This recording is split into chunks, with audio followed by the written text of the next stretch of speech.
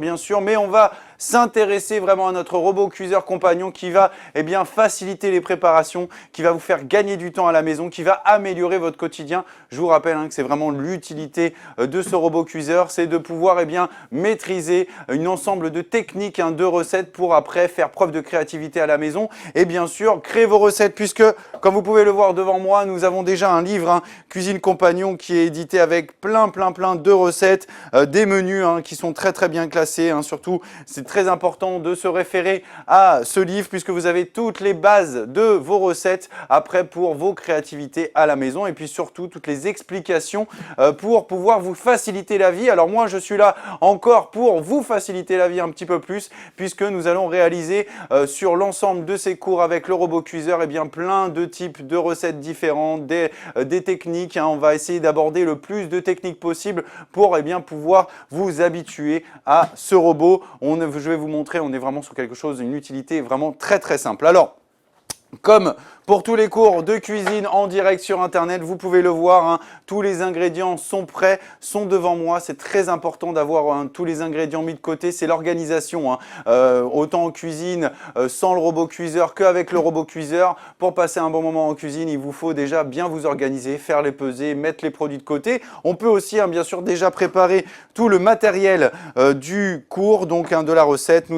Aujourd'hui, nous allons utiliser notre couteau pétrir concassé. On va utiliser le batteur de la cuve. On va aussi utiliser la petite maryse qui est fournie avec le robot cuiseur. C'est cette spatule très souple qui va permettre vraiment de retirer l'ensemble des préparations au fond de la cuve. Bien sûr, notre robot cuiseur.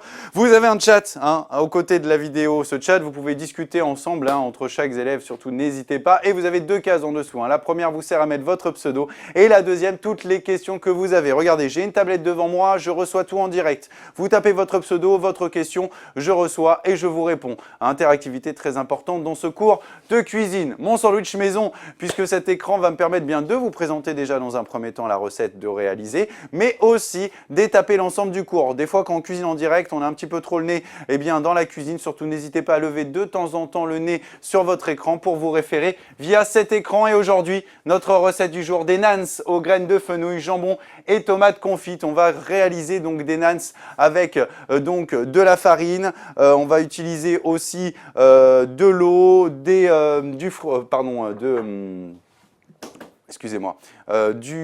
yaourt. On va aussi utiliser donc de la levure chimique, de l'huile d'olive et on va accompagner ces nans de jambon et tomates confites. On va faire une sauce fromagère aujourd'hui. Alors surtout n'hésitez pas, cette tablette est là pour vous référer. Alors qu'est-ce qu'on va faire aujourd'hui? Puisque dans un premier temps, on va étaper l'ensemble de notre cours. Donc on va mettre tous les éléments dans la cuve munie d'un couteau, du couteau pétrir concassé. Je vous l'ai présenté en début de cours, on en reparle un petit peu plus tard. On va ensuite séparer la pâte en 4 pâtons bien différents pour pouvoir justement ensuite les étaler avec un rouleau à pâtisserie et on viendra cuire nos nans directement dans une poêle non adhésive pour pouvoir faire une belle galette légèrement gonflée et ensuite pouvoir garnir cette galette de tout le reste de nos éléments. Séparer la pâte en 4, étaler au rouleau à pâtisserie et cuire les galettes, c'est la dernière étape. Alors première chose à faire, on va d'abord récupérer notre robot, on ouvre la cuve, on va récupérer le couteau pétrir concassé. Alors, pour pouvoir le reconnaître, ce couteau, vous avez des lames micro-dentées comme ceci tout autour et une lame qui est un petit peu remontée vers le haut. L'appellation pétrir concassé s'explique puisque pétrir, c'est justement c'est cette utilité sur la lame, c'est-à-dire que la lame est recourbée vers le haut. Ça va permettre à la pâte de se rabattre sur le milieu et bien sûr concassé grâce à ses fines dents. On le met comme ceci au fond de la cuve. Donc comme prévu, on récupère les 300 g de farine. Voilà, on répartit bien ça au fond de la cuve. On récupère la levure chimique. Voilà, 11 g, c'est l'équivalent d'un sachet de levure chimique qu'on trouve dans le commerce. L'huile d'olive, 2 centilitres. On récupère aussi les 10 centilitres d'eau de la recette. Je répartis bien ce liquide dans ma cuve. On récupère aussi le yaourt nature. Alors le naan, les naan, c'est une petite galette indienne. On a l'habitude de les aromatiser, de les faire au fromage, de pouvoir les faire avec aussi des petites épices. Surtout à la maison, là vous pouvez faire preuve de créativité, rajouter des petites épices différentes dans votre préparation. Je récupère une bonne pincée de sel. Je referme comme ceci le robot. Je l'allume. Et nous allons mettre maintenant, alors là j'attire votre attention sur l'écran de notre robot compagnon. Nous avons plusieurs touches comme ceci avec des codes couleurs qui sont différents. Nous avons le marron pour les sauces, on va l'utiliser tout à l'heure. Nous avons le vert pour la position soupe, ça vous permet bien de faire mijoter, cuire des soupes assez longuement. Le slow cook, ça c'est vraiment le programme mijoter pour faire les blanquettes de veau, pour faire les sautés de veau, même les bourguignons. On les a déjà vus bien sûr pendant les cours de cuisine. On a aussi le steam, le steam c'est la position vapeur du robot. Alors le steam c'est vraiment pour avoir justement une belle cuisson vapeur, on l'a déjà utilisé. Là, la position orange, c'est la position pâte que nous allons utiliser maintenant pour la réalisation de notre pâte. Et bien sûr, la position jaune, la position dessert qui nous permet de faire des crèmes anglaises, des crèmes pâtissières très bonnes dans le robot compagnon. Eh bien regardez, là j'appuie sur la pâte et je lance programme P1 comme ceci et je mélange l'ensemble pendant 1 minute. Vous allez voir, ça va nous faire une belle boule de pâte. Estelle 78, puis-je remplacer la farine par de la maïzena? Alors, le problème, c'est qu'on a mis de la levure chimique. Si on met de la maïzena en plus, on va avoir vraiment quelque chose de très gonflé. Là, si vous voulez utiliser une autre farine, je vous conseille plutôt de vous tourner vers un petit peu de farine de riz plus que de la farine de maïs. La maïzena, c'est de la fleur de maïs. Ça risque de gonfler un petit peu trop. Voilà, je mélange bien. Il me reste quelques secondes sur mon programme. Ça nous fait vraiment une pâte très tendre.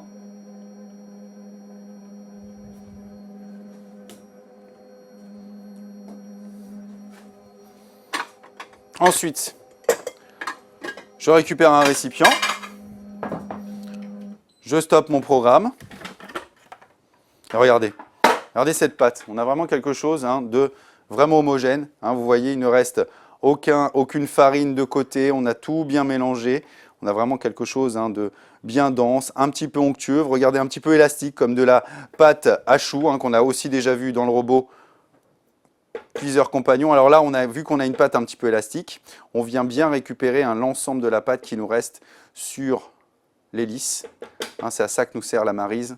C'est vraiment l'ustensile vraiment adéquat pour ce genre de manipulation. On vient bien récupérer comme ceci sur la lame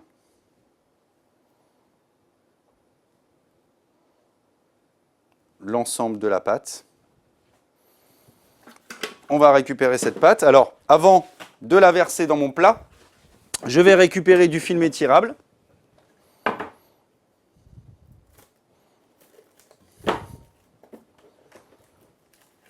Je tire mon film comme ceci sur mon poste de travail.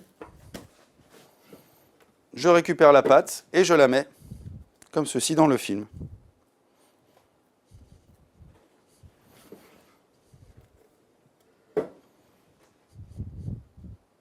On va la faire prendre un petit peu au réfrigérateur, cette pâte, pour qu'elle durcisse, pour pouvoir la manipuler facilement. Alors là, ce qu'il va falloir se préparer à la maison, c'est un petit bol avec de la farine, puisque ensuite nous allons étaler cette pâte au rouleau. Et pour éviter d'avoir la pâte qui accroche trop au poste de travail, il faudra la fariner un petit peu. Alors, je viens bien tout récupérer. La maryse est vraiment l'ustensile parfait pour venir récupérer ce qu'il y a dans le fond des cuves.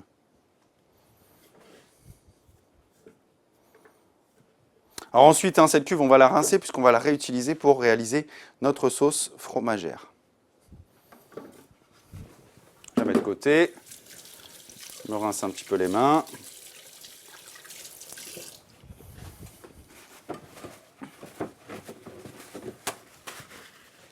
Regardez, je rabats comme ceci le film sur ma pâte.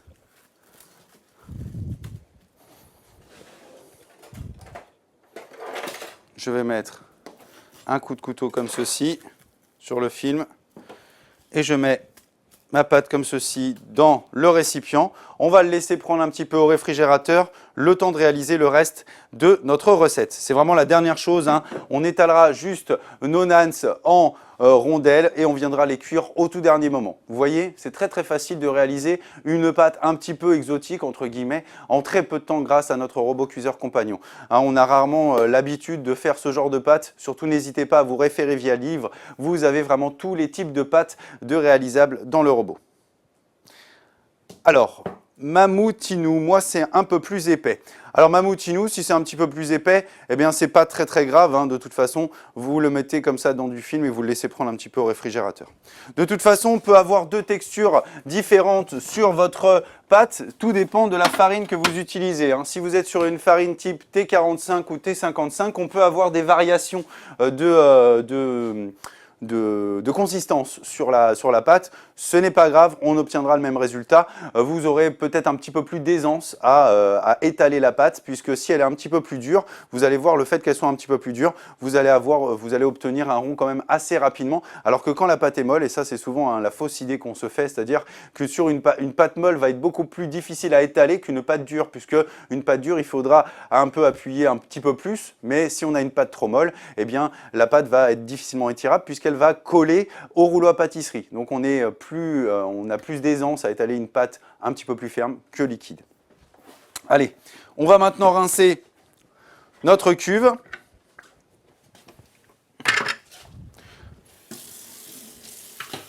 Alors on l'a rincée à l'eau chaude, hein, on va retirer avec une éponge tout l'excédent de pâte qu'il reste à l'intérieur.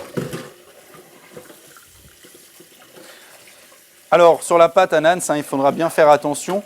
On va avoir quand même un petit peu, hein, de volume sur la pâte une fois cuite, hein. Elle va prendre un petit peu de volume. Ce n'est pas grave, hein, bien au contraire. On veut justement qu'elle prenne un petit peu de soufflé, hein, puisque le nans est quand même une galette qui a tendance à gonfler en cuisson. Par contre, elle retombe quand même assez vite une fois qu'on l'a garnie. Hein, justement, c'est ça, eh bien, un petit peu le charme du nans, c'est d'avoir une galette bien gonflée, très tendre et aussi, eh bien, qui va retomber. On va avoir vraiment une différence entre l'intérieur qui est très aéré et l'extérieur qui est aussi très croustillant. Allez, j'essuie bien la cuve une fois nettoyée. Et maintenant, nous allons passer donc, le temps que notre pâte prenne bien au réfrigérateur, nous allons passer à la deuxième étape, c'est-à-dire la sauce fromagère. Alors la sauce fromagère, sauce très très simple, sauce qu'on peut utiliser pour d'autres sandwichs, hein. On va pouvoir utiliser cette sauce avec des bagels, on va pouvoir utiliser cette sauce avec des pains burgers, hein, sur des hamburgers faits maison. On pourra utiliser cette sauce pour un sandwich classique avec une bonne baguette de pain et une petite tranche soit de jambon avec un petit peu de garniture, hein, salade et tomates. C'est vraiment une sauce très intéressante. Alors sauce un petit peu sucrée-salée, hein, j'ai voulu faire un petit peu, vous savez la sauce qu'on trouve justement dans les bagels américains, hein, où on va utiliser de la moutarde américaine, hein, qui est une moutarde très sucrée, hein, avec beaucoup de miel. C'est pas une vraie moutarde. Et bien là, j'ai voulu un petit peu m'adapter sur cette recette et un petit peu la faire à ma sauce. Donc, qu'est-ce que j'ai récupéré comme produit pour réaliser cette sauce? Eh bien, c'est très simple. Nous avons donc le fromage. Alors ça c'est du cheddar blanc, hein, c'est de la tostinette blanche que vous trouvez en grande surface, du fromage à la crème, type Philadelphia ou Saint-Moret. Nous avons de la moutarde à l'ancienne, du miel et de la ciboulette. Isabelle, pouvez-vous préciser quelles épices ou graines peut-on ajouter? Alors Isabelle, curry, ça irait très bien. On pourrait utiliser un petit peu de coriandre en grains par exemple. Alors bien moulu le coriandre en grains. On pourrait utiliser aussi, eh bien, du thym, du romarin. On pourrait utiliser, alors après vraiment c'est comme, c'est très ouvert, hein. Je ne vois pas trop de limites en fait à cette. Le cumin irait pas mal aussi. Qu'est-ce qu'on pourrait faire? Alors là, on peut y aller, hein. On peut du 4 épices, du 5 épices, du piment d'Espelette, du piment séché. C'est vraiment, vraiment très ouvert ce qu'on peut rajouter dans cette pâte à nans. Je vous ai montré la base, la nature, et après, vous faites ce que vous voulez à la maison. C'est très important justement de faire preuve de créativité quand on fait ce genre de préparation. On va donc maintenant récupérer le batteur de notre robot cuiseur que je mets comme ceci dans le fond de la cuve. On vient récupérer, eh bien, les tranches de fromage. Regardez, je viens les défaire comme ceci au fond de la cuve. tout simplement.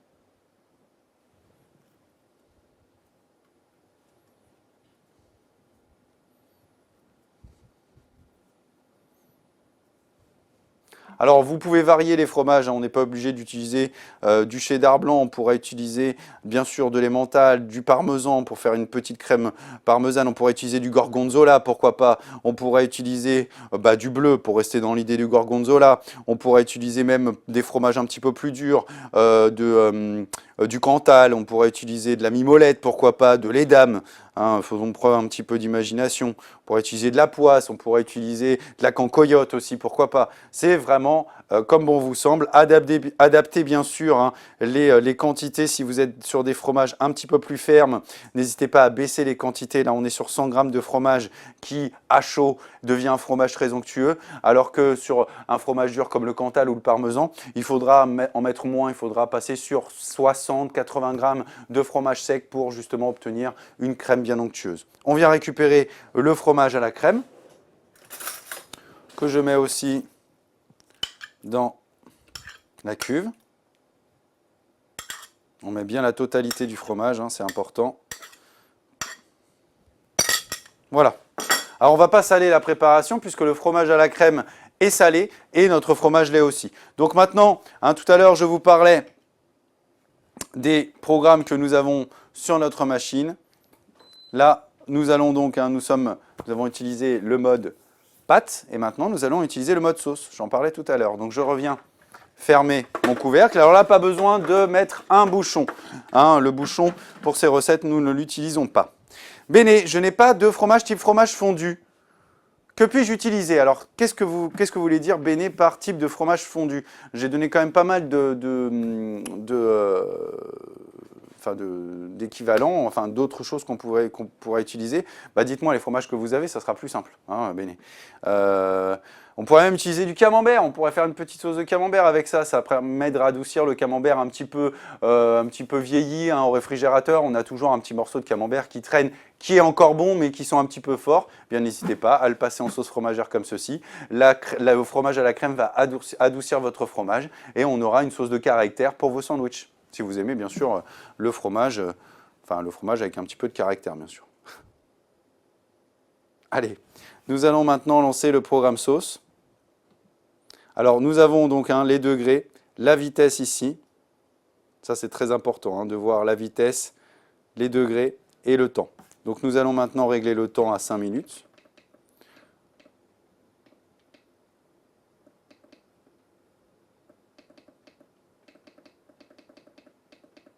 Voilà. La température à 90 degrés. Et je lance le programme.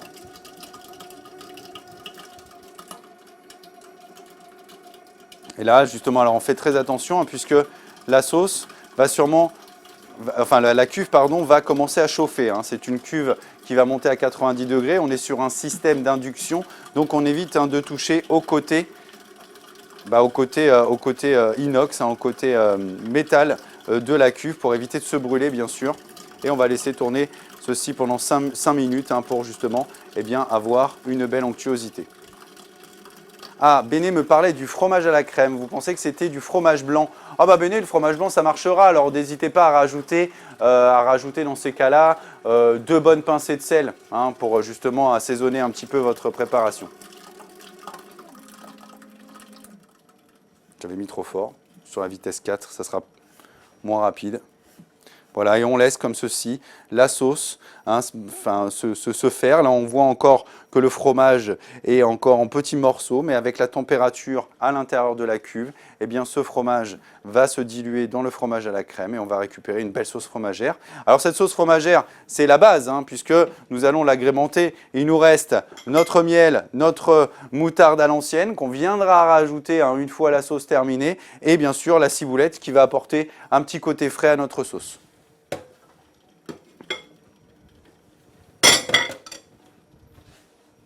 Alors, je récupère la ciboulette. Alors regardez, c'est ça qui est incroyable avec notre robot cuiseur compagnon. Si on fait cette sauce comme ceci à la casserole, qu'est-ce qu'on doit faire? Eh bien rester devant. Et oui, puisqu'il va falloir la mélanger en permanence pour éviter que le fromage n'attache au fond de votre casserole. Et bien là, nous avons le mélangeur qui travaille pour nous et la bonne température à l'intérieur de la machine. Ça nous permet de prendre de l'avance et oui, de gagner du temps justement grâce à ce robot cuiseur. Et maintenant, ce qu'on peut faire, eh bien, c'est tout simplement ciseler la ciboulette, alors que si on ne l'avait pas, eh bien, il faudrait attendre. Alors, la ciboulette pour la ciseler, on va récupérer un grand couteau, on va récupérer donc les brins de ciboulette comme ceci, bien rangés dans la main, et on vient tailler comme ceci avec un mouvement de scie très important, la ciboulette. Il faut la tailler le plus finement possible. Hein. Ça, c'est ciseler des herbes, hein, c'est toujours chercher à les tailler le plus finement possible. Vous voyez, là, on voit bien ce que ça donne. Alors, Lala qui nous a mis 5 centilitres d'eau avec du kiri. Oui, c'est très bien, c'est très très bien. On en parlait tout à l'heure en début de cours. Oui, ça ira très bien. Hein, le problème avec le kiri, c'est que ça risque d'être un petit peu trop dense. Hein, c'est pour ça que je préfère ajouter de l'eau. Et si vous trouvez ça un petit peu trop onctueux à la sortie de la cuisson, ce n'est pas grave. Hein. Votre préparation avec le fromage va prendre au réfrigérateur puisqu'on va la faire refroidir cette sauce. Hein. On va avoir quelque chose de très onctueux quand on va le sortir, mais vous allez voir, une fois réfrigéré, eh bien, ça va se solidifier. Voilà, la ciboulette est ciselée. Il nous reste une petite minute sur notre sauce. Bon, on va la terminer, on va tout faire, on va tout mélanger et on va la réserver au réfrigérateur avant de passer au reste. Alors, mettre le fromage et la crème dans la cuve avec le batteur, c'est fait. Lancer le programme sauce réservé au frais, ciseler la ciboulette, on vient de le faire. Mélanger tous les éléments. On viendra le mélanger avant de le mettre au frais, comme ça elle sera terminée. Et on taillera la salade et les tomates ensuite, avant de cuire nos nans. Voilà, elle est belle. Là, ça y est, elle a pris de l'onctuosité. On ne voit plus hein, les morceaux de fromage à l'intérieur. Hein, on a vraiment quelque chose qui commence à bien s'homogénéiser. On a vraiment... et puis, ça sent vraiment bon hein, dans cette petite sauce. Je vais récupérer un saladier. On va récupérer aussi la maryse que nous avons utilisée tout à l'heure pour vider la cuve de notre pâte. Et bien là, on va s'en servir pour récupérer l'ensemble de la sauce.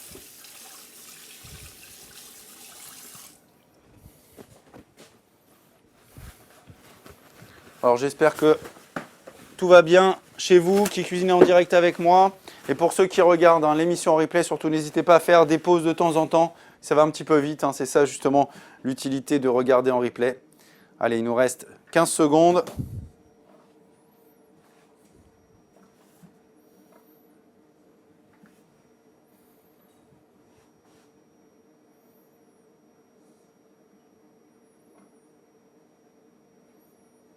Et voilà, je stoppe l'ensemble.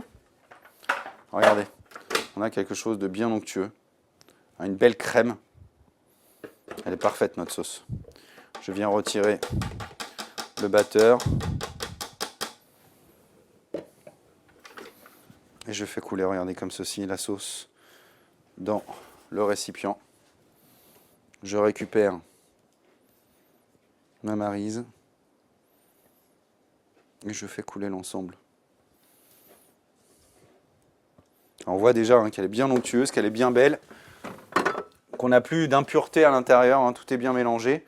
Regardez, je rajoute la ciboulette, je rajoute la moutarde et je rajoute les 20 g de miel. Je mélange bien l'ensemble.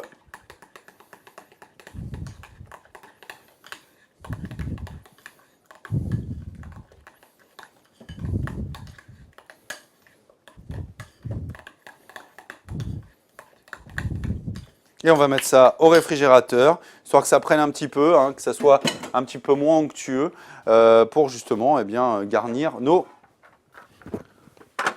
nans. Nos nans. Estelle, 78. Est-ce qu'avec des carrés frais 0%, c'est possible? Alors, je ne vais pas faire de polémique sur le 0%, je vais vous donner mon avis. Le 0% on oublie, hein, normalement pour les fromages. Pour les sauces, en bas ça va aller, ça va aller. Ça va aller Estelle, et puis là il ne faudra pas rajouter de l'eau, puisque sur un carré frais 0%, une fois chauffé, ça devient complètement de l'eau. Hein, puisque le fait que votre fromage soit 0%, c'est un fromage qui a été émulsionné avec de l'eau. Hein. On va récupérer le peu de protéines qu'on a dans le fromage, et on vient les émulsionner avec de l'eau. Donc vous allez les faire fondre, vous allez voir, vous allez obtenir de l'eau. Donc non. Oui, enfin, utilisez-le. Moi, je ne suis pas forcément pour, mais ça marchera. Voilà. Allez, je mets ça au réfrigérateur.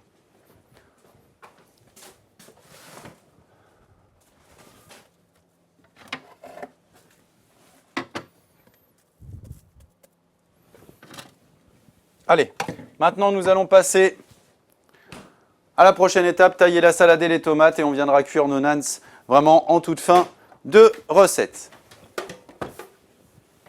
Alors, on vient récupérer maintenant les tomates confites et la salade. Alors là, c'est très simple, regardez.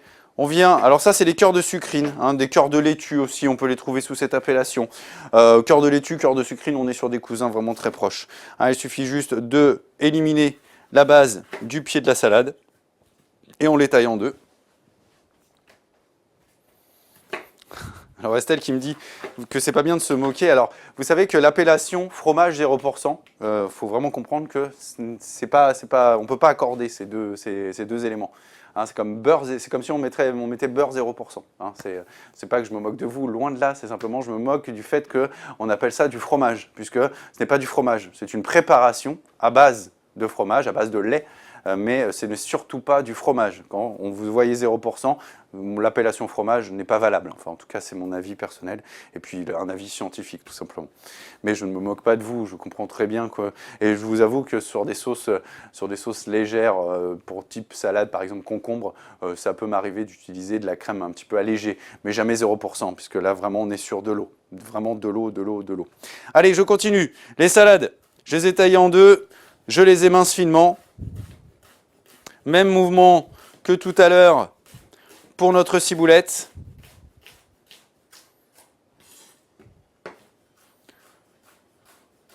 Alors, mamoutinou, moi, tout n'a pas fondu dans la sauce. Alors, dans ces cas-là, mamoutinou, vous faites exactement la même manipulation que j'ai fait tout à l'heure. Vous relancez votre programme, sauf que vous adaptez le temps. Le temps, au lieu de mettre 5 minutes, vous remettez 2 bonnes minutes et vous remélangez l'ensemble. C'est que votre fromage était peut-être un petit peu plus frais que le mien, tout simplement. Mais ça marchera sans problème.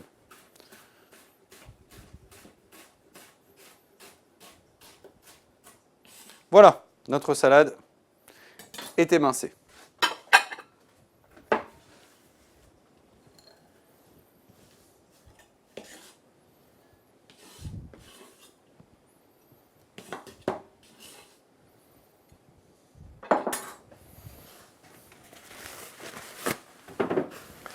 On vient passer un petit coup de propre et maintenant je récupère donc les pétales de tomates confites que je taille en fines lanières comme ceci.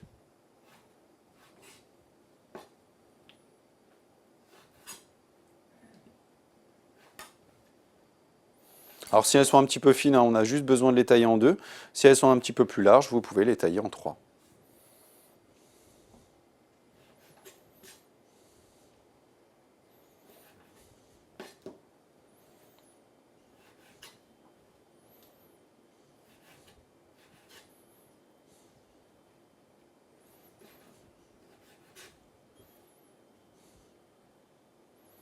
Et voilà,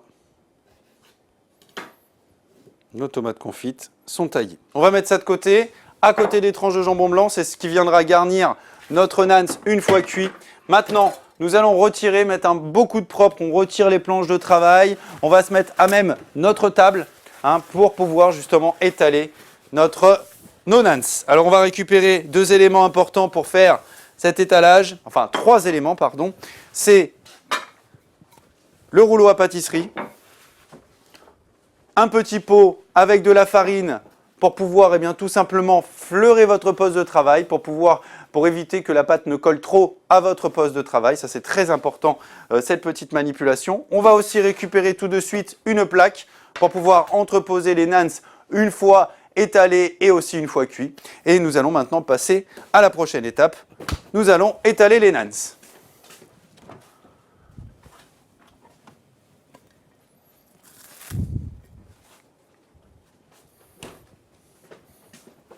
Alors, elle n'a pas beaucoup durci, mais bien assez pour pouvoir la manipuler.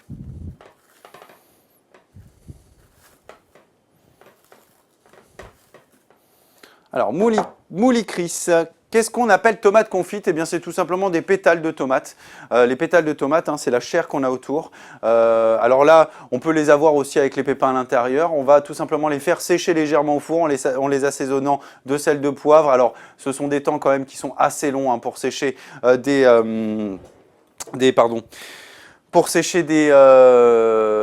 tomates au four, hein, on va dire à 70 degrés pendant à peu près 4-5 heures, grand maximum. Ensuite, vous les mettez dans un grand récipient. Hein, vous allez pouvoir verser de l'huile préalablement infusée avec de l'ail, du thym, du laurier et un petit peu d'assaisonnement. Alors, on fait attention hein, quand on fait infuser une huile, on ne déborde pas. On ne dépasse pas les températures aussi de 70 degrés, hein, c'est des températures de brûlure hein, des qualités organoleptiques des huiles. On fait juste infuser hein, la garniture à l'intérieur, ensuite on passe cette huile sur les tomates et on les laisse confire comme ceci pendant à peu près 1 heure à température ambiante, 2 heures et ensuite on a nos tomates confites. Allez, avant de récupérer nos nans, je viens fleurer mon poste de travail. Je vais aussi tout de suite allumer ma poêle.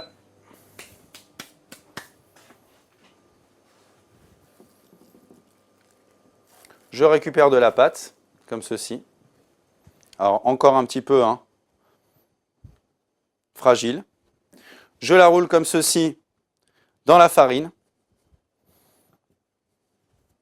Vous voyez, je fais une boule que je vais pouvoir commencer à manipuler comme ceci de mes mains. Alors là, j'ai du verre pour pouvoir justement faire de belles prises de vue, mais vraiment l'idéal, c'est d'avoir un poste de travail comme j'ai devant moi, un poste de travail en bois pour pouvoir étaler. Alors si vous avez du marbre à la maison, c'est encore mieux. Regardez, je fais ma galette. On n'a pas forcément besoin hein, de toujours utiliser le rouleau à pâtisserie. Le rouleau à pâtisserie est simplement vraiment pour pouvoir donner déjà quelque chose de relativement aplati. Je viens bien me rincer les mains et on va cuire cet ensemble. Alors, hein, le feu, très important de l'avoir bien vif sous la poêle. Je récupère mon dessous de plat. Je récupère mon assiette et je viens mettre le nans comme ceci. Je le répartis au fond de mon assiette, tout de suite sur le feu vif et on va faire colorer notre galette. Voilà, je répartis bien.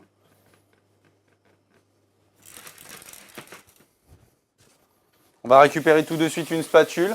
Regardez, là on commence à avoir quelques petites fumées. Hein. C'est vraiment une galette qui cuit très vite. Je récupère une spatule. Je vérifie hein, la coloration en dessous. Pour l'instant, nous ne sommes pas colorés. On commence à prendre un petit peu de volume dans la galette. Regardez, on commence à voir quelques petites bulles qui sont en train d'apparaître sur le dessus de notre galette. C'est normal, hein, c'est justement la levure qui est en train de travailler. Regardez, on la retourne un petit peu. Alors on voit hein, qu'elle manque un petit peu de coloration, mais on va pouvoir la retourner plusieurs fois pour obtenir une galette bien gonflée. Voilà, on reste bien focalisé hein, devant notre nans, ça c'est très important toujours d'avoir le nans devant soi. Hein, ça c'est pas quelque chose qu'on laisse de côté et que ensuite on va faire autre chose. On fait nos nans, on les étale, on les cuit, on les sort. Hein, on les a tous vus faire dans les restaurants indiens. Hein, c'est des choses qui sont faites quand même assez rapidement et souvent, pratiquement systématiquement, en tout cas dans les beaux restaurants indiens, à la minute. Regardez.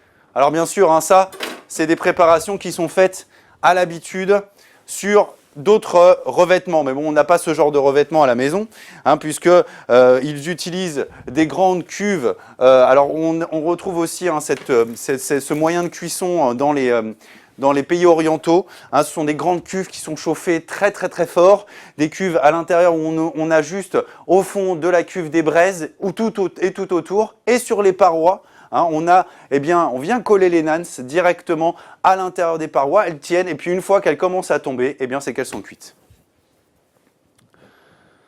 JC21, y a-t-il de la matière grasse dans la poêle? Non, il n'en a pas besoin. Isabelle, on cuit cette galette un peu à la manière des crêpes. Exactement, un peu à la manière des crêpes. On peut dire ça.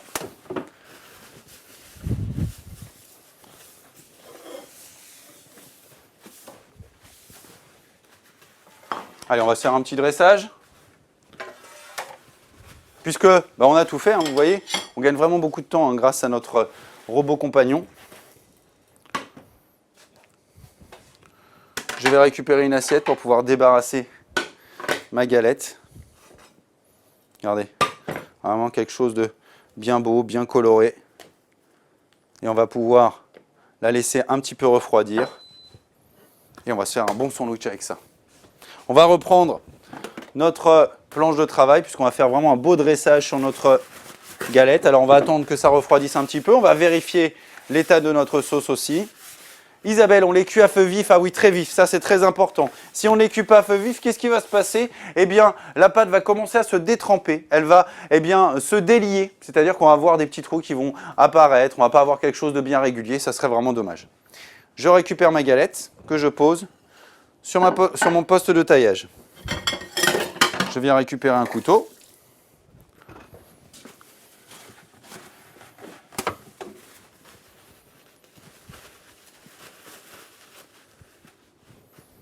Et regardez. On va faire un joli dressage pour ça. Je viens tailler comme ceci ma galette sur les rebords. Voilà, on égalise, on fait quelque chose d'un petit peu. Alors on va goûter, tiens. Parfait. Vraiment sur la galette qu'on retrouve. Non, c'est très bien. Qu'on retrouve justement dans les restaurants indiens. Mouli Chris, est-ce qu'on peut conserver cette pâte? Oui. Alors on est vraiment sur une pâte dite entre guillemets morte, puisqu'on a de la levure chimique, mais ce n'est pas des organismes vivants. On n'a pas d'œufs, on a juste notre yaourt. Tout dépend bien sûr de la date de limite, de consommation de vos yaourts. Mais ça, on peut le garder quelques temps au réfrigérateur sans problème. Je dirais, allez, 4-5 jours, ouais. 5 jours, c'est bien. On va récupérer donc toute notre garniture. La sauce au réfrigérateur, qui a pris de l'onctuosité. Voilà, superbe. Elle est belle la sauce là. Et maintenant, on va monter notre sandwich. Alors, on a 2 étages. Allez, on a un joli étage qu'on va mettre comme ceci au-dessus. Et on a notre base qui est là. Je récupère de la sauce. Je mets comme ceci sur ma galette.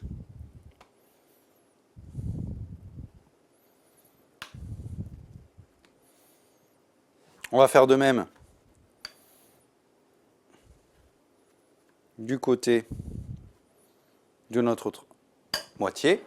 Ensuite, on vient récupérer de la salade taillée en chiffonnade. Moi, je tasse un petit peu. Je mets en base mes lanières de tomates confites.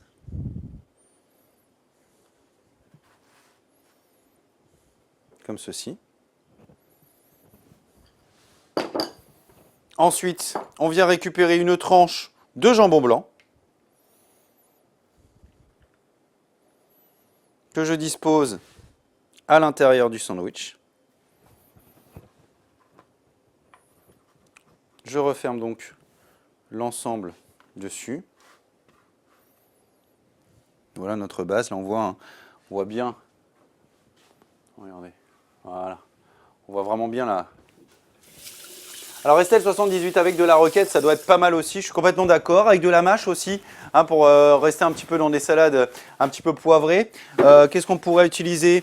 On pourrait utiliser, alors justement, pour parler d'autre chose, pour parler vraiment de quelque chose d'autre que la salade, on pourrait utiliser des fleurs comestibles dans ce petit sandwich.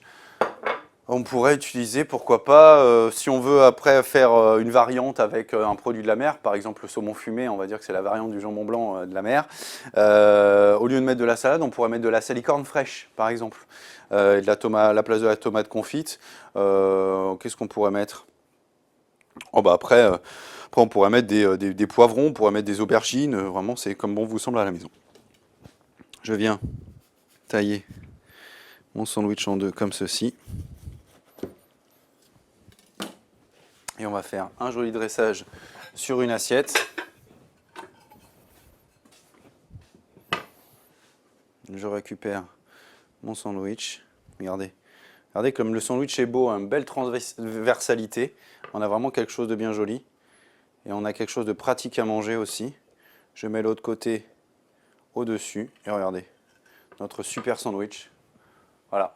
On a vraiment quelque chose de simple, de réaliser rapidement avec peu d'ustensiles, juste une poêle, notre robot compagnon et un couteau. Vous avez vu, on a facilité la vie et puis ça c'est génial parce que vous pouvez le faire le week-end, le samedi matin avant de partir en pique-nique avec la famille. Vous avez vu, ça prend vraiment très peu de temps. Vous faites ça pour 4 personnes et vous accompagnez ça d'une petite salade, ça suffit largement. Mamik, je ne vois pas quand on met les graines de fenouil. Bon, on peut les mettre là juste dessus, là, Mamik. Là, ça serait pas, là, ça serait super. Isabelle, j'ai bien envie de tenter une version sucrée du style fraise, miel et basilic. Bah là, je peux dire que bravo. Voilà, justement, c'est faire preuve de créativité, donc c'est parfait. Alors là, j'en ai fait que 2, ma pâte est trop collante, je mets le reste dans le frigo. Il fait très chaud ici, alors oui, s'il fait un petit peu trop chaud dans votre pièce, c'est vrai, n'hésitez pas à la mettre au réfrigérateur, histoire qu'elle prenne un petit peu plus en densité pour pouvoir l'étaler plus facilement. Voilà, donc qu'est-ce qu'on a appris pendant ce cours? On a appris à utiliser le robot cuiseur Seb Compagnon pour justement vous faciliter la vie à la maison. J'espère que vous avez passé un très bon moment en notre compagnie et je vous donne rendez-vous pour un prochain cours de cuisine en direct. Salut!